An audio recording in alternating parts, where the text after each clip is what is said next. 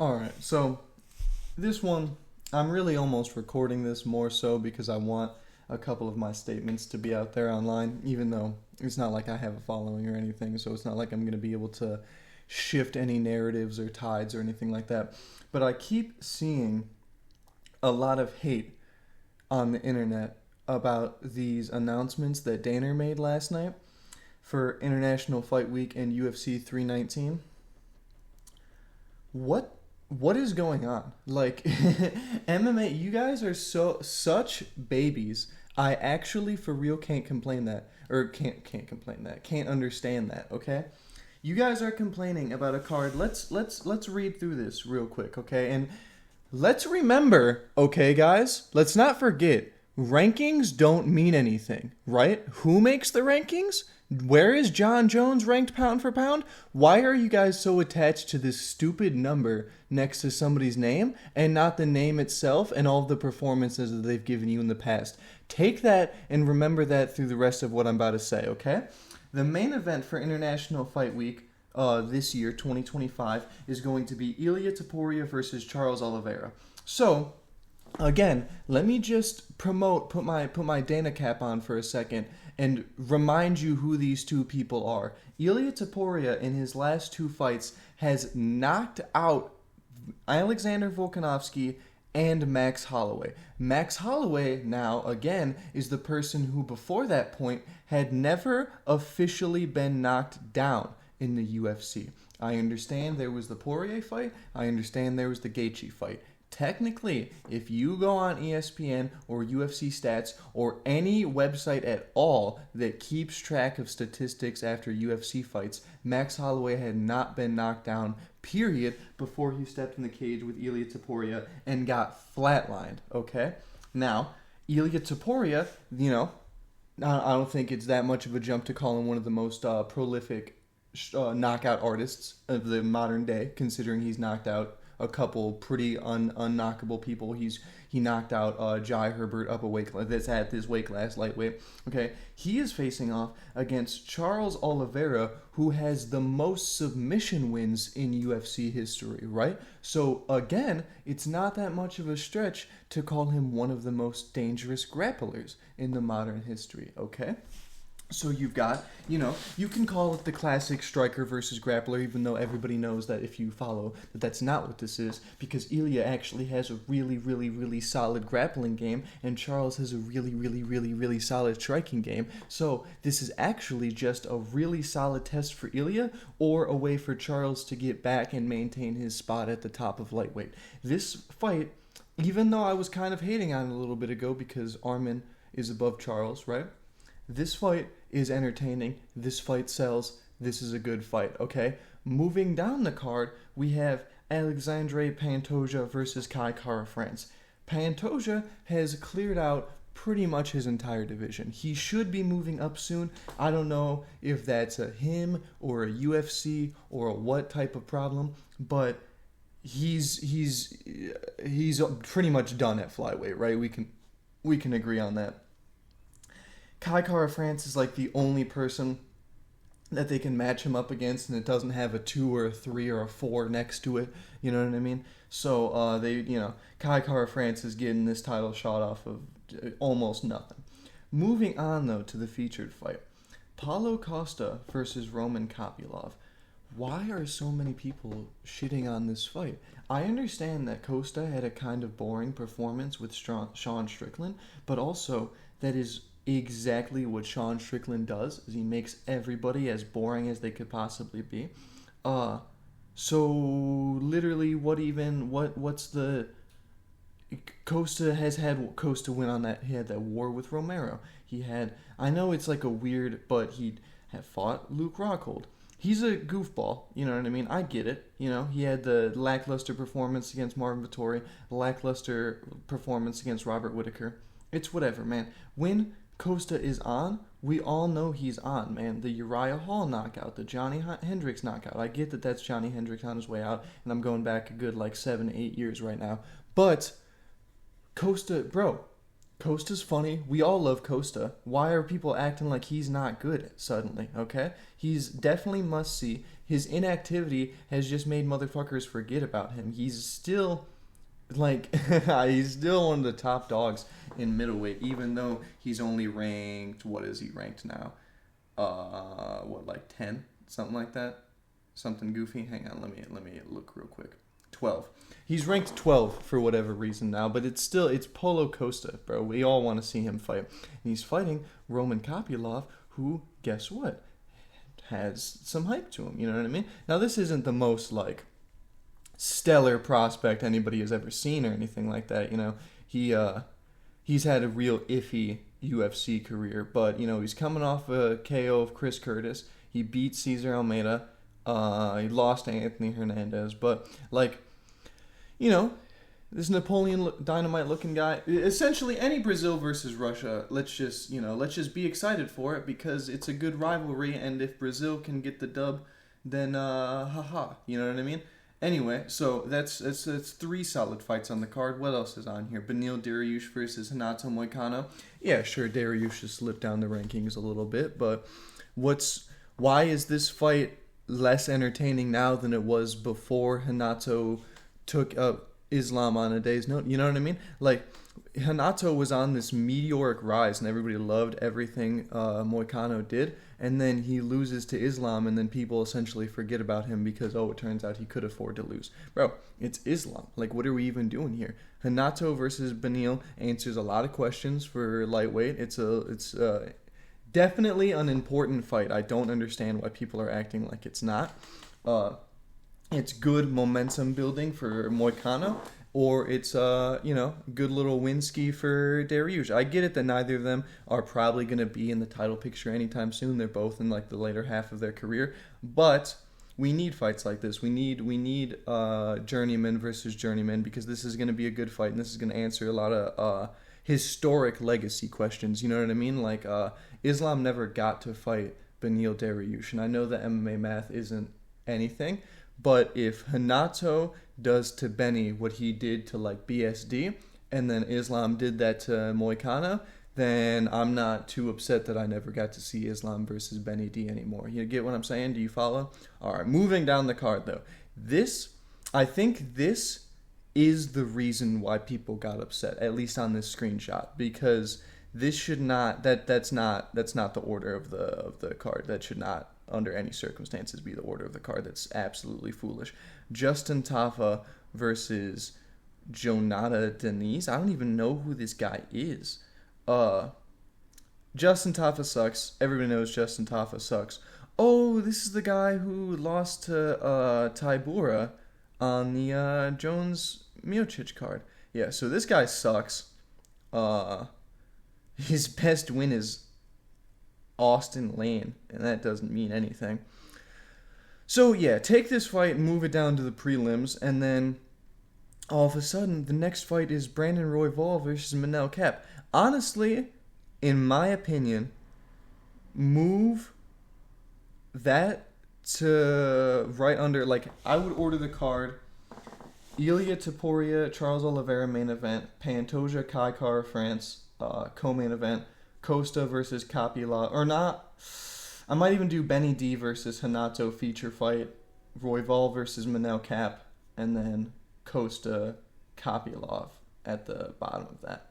Either way, though, the ordering, I mean, it's important, but it's not the most important thing in the world, especially if you're going to watch all the fights. Royval versus Manel Kape, everybody knows that's an important fight. Is Royval going to keep his spot? Is Kape that good? Is Kape going to be able to call Pantoja the F word? You know? It's an important fight for flyweight. I don't know why people are acting like that's not an important fight. Jack Hermanson versus Gregory Rodriguez. Are we really, for a second? I don't care about the lack of skill. Okay? These two fighters are dogs. Like, I don't want to, they're freaking marauders, guys, because that's way overused, and I'm not trying to actually become that. But Jack Hermanson is, remember, he broke his rib and then just went out and warred. You know what I mean? This guy has Viking blood every inch of his body. Jack Hermanson, he fraud checked Joe Pyfer. He's I know he's, a little bit hit or miss, but he is good. Jack Hermansson is good. Same with Gregory Rodriguez. Rodriguez just got beat by Jared Cannonier, right? He got unked by Jared Cannonier. Do we forget about that actual gash down his entire face? His nose was like removed from his head, and he still went on and he won that fight. These guys are both dogs. These guys are both gonna swing big meaty hooks, as whatever guy that coined that term calls it. They're literally just gonna meet there, and they're gonna throw, and they're gonna cause permanent career-altering injuries to each other, and then we're gonna smile and then go, man, both these guys suck afterwards, and they're fine with that. I don't know why we, you don't gotta be angry at the system, you know what I mean? Yeah, Jack Hermansson and Gregory Rodriguez are the guys that kind of just go to war, and then we go, man, they're not that good. That's fine.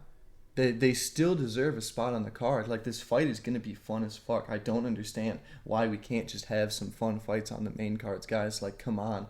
And then to round that out, at least this announcement, or the announcements for specifically this day, we got Viviana Araujo versus Rojo versus Tracy Cortez. And all I've got to say about that is if you guys get upset when there's a Tracy Cortez fight announcement,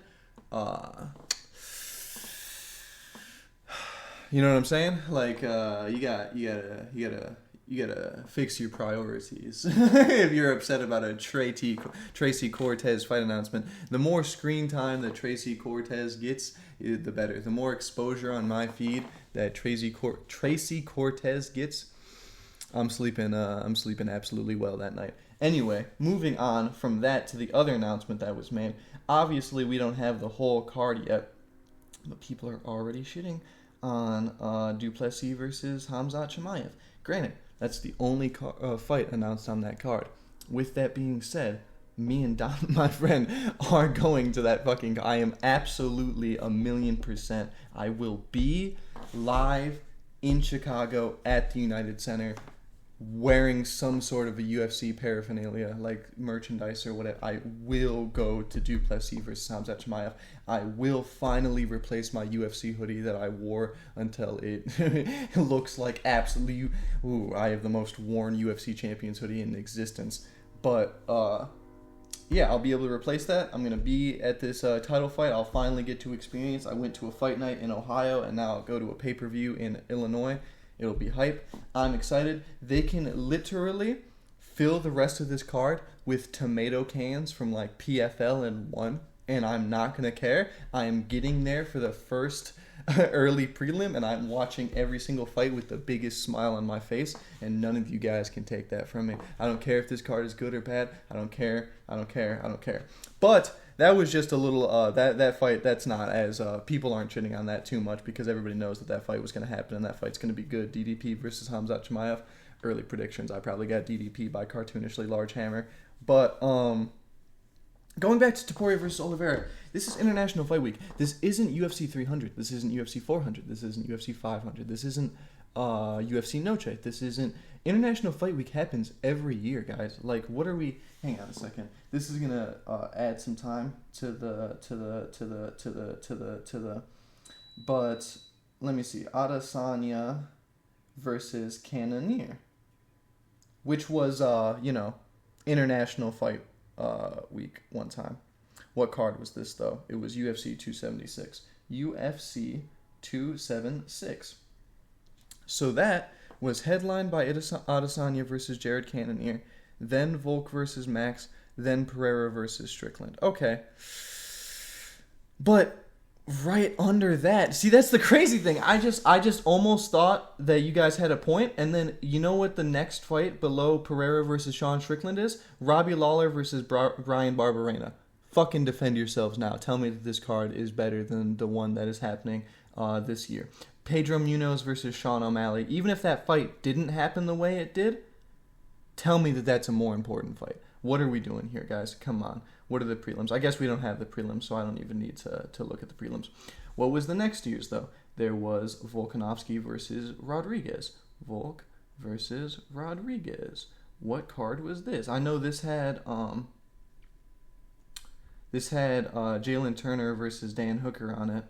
I was in Vegas for this card, but I didn't go to the fight. I just went to UFC X. So this is actually perfectly comparable. Okay, you know what the main card for this one in order is? Main event: Volkanovski versus Yair Rodriguez. Absolutely comparable to this main event: Ilya versus Charles Oliveira. I would say Ilya versus Charles Oliveira is better than this main event. This is Volkanovski just now coming back from unsuccessfully challenging Islam for the lightweight title the first time, and then defending his featherweight title before short notice moving back up to get head kick knocked out.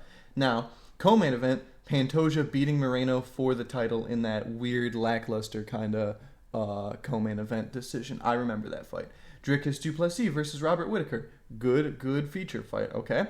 Dan Hooker versus Jalen Turner. Banger, okay? Bo Nickel versus Val Woodburn. What are we doing here? Are you, come on, man. Come on. And then, what was last year? Was it? No. UFC 303?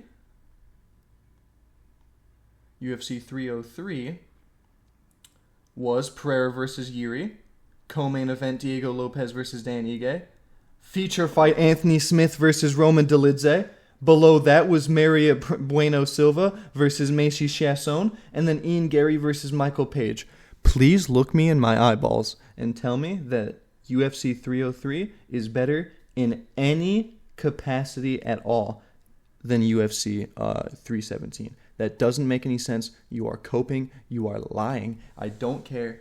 By the way, before any short notice replacements, okay, I'll tell you what the short notice replacements were, brother. Jamal Hill was supposed to fight Khalil Roundtree, and then instead Anthony Smith fought Roman Dolidze. Either fight, to be honest. It was supposed to be headlined by Conor McGregor versus Michael Chandler. That doesn't sound too good.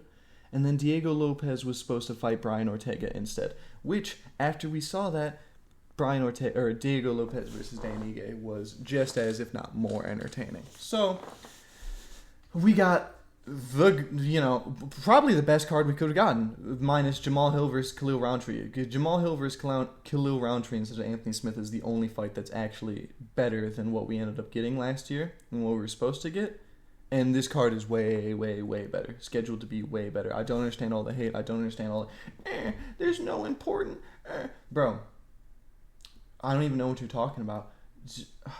I genuinely don't understand these people like Guru who want to act like they know every single fighter under the sun, and then every single chance they get, they go, where's the star power? There's no stars. What are you talking about? Literally, what are you talking about? I'm sorry that Conor McGregor can't be on every single card.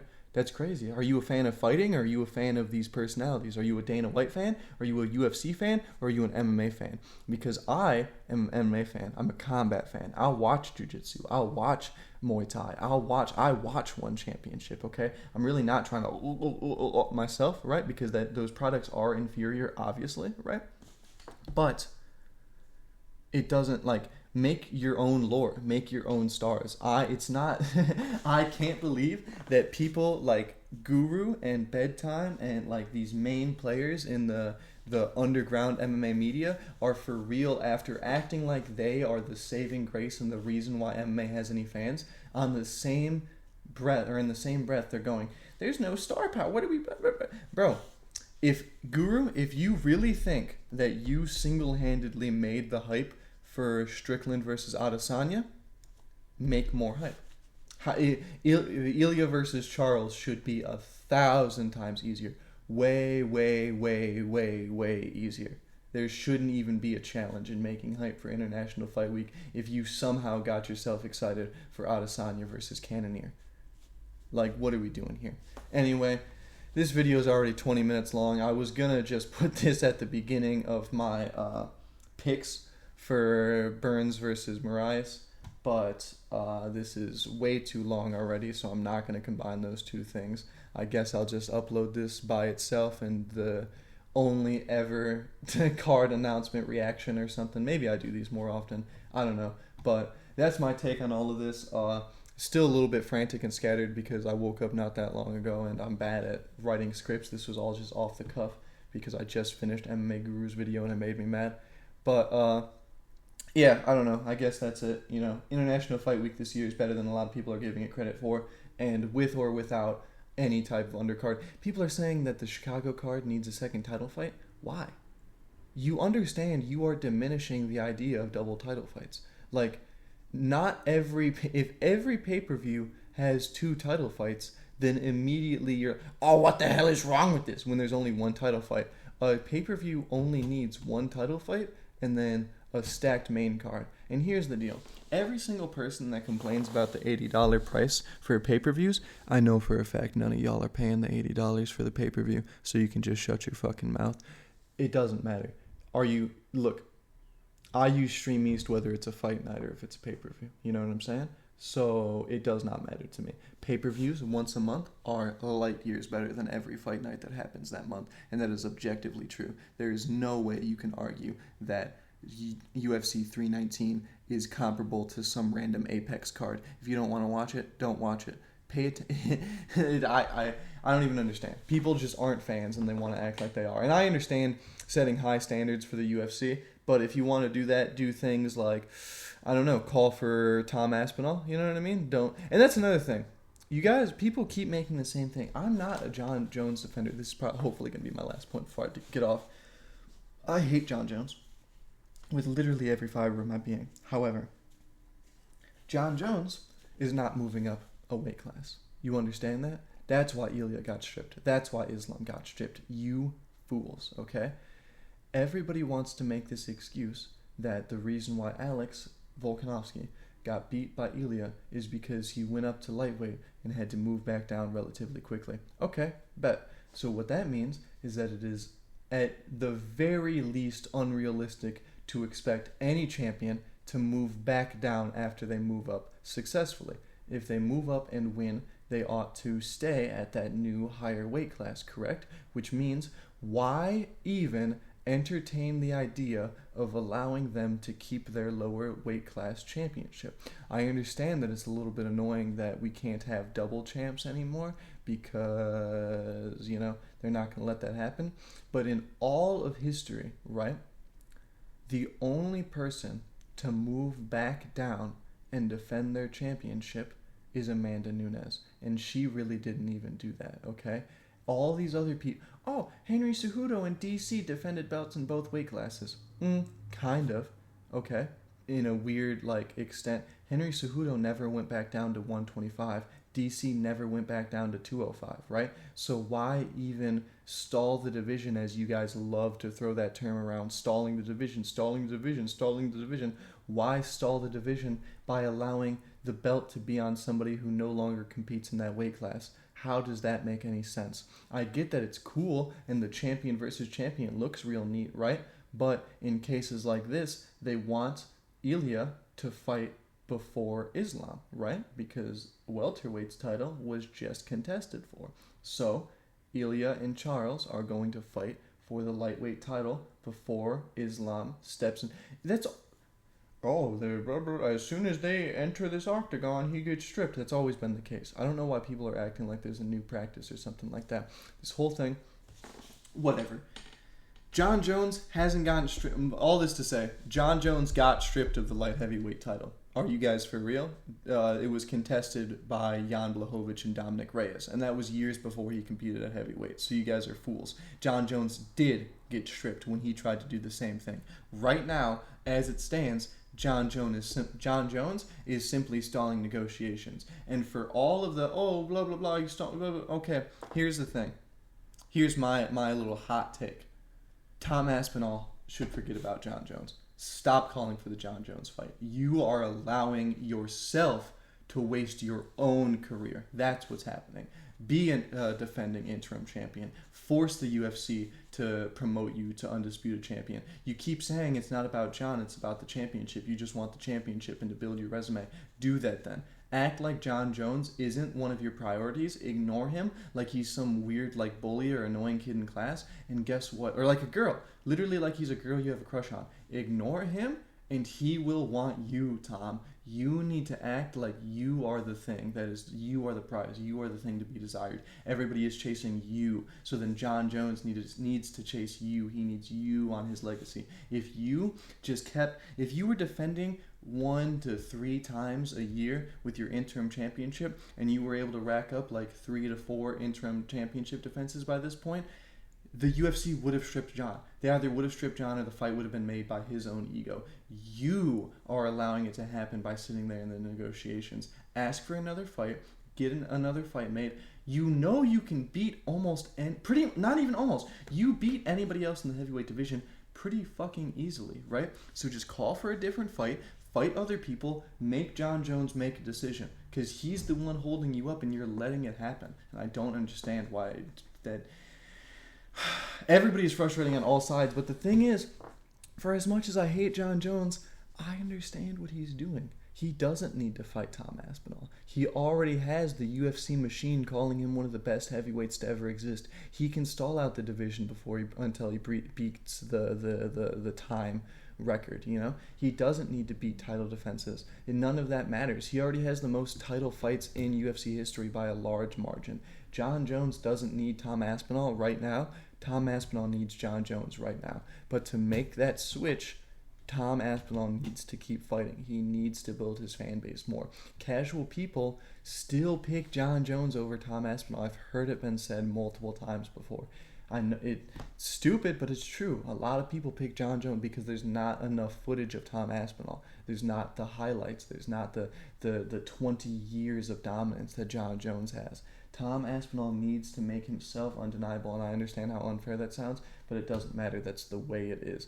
Tom needs to keep fighting. John doesn't need to keep fighting, and either pass John completely or make him pursue you. That's the only realistic option. But yeah, I don't know. All that to say, it's a different scenario. I understand why Islam got stripped. I understand why Ilya got stripped. I understand why John isn't getting stripped because he did get stripped when he moved weight classes. But yeah, I don't know. Almost a half-hour long video. Geez, man. Longer than my predictions for this week is probably going to be because this card sucks. I'm not even going to do research. But, yeah, I don't know. That's my take on the whole situation.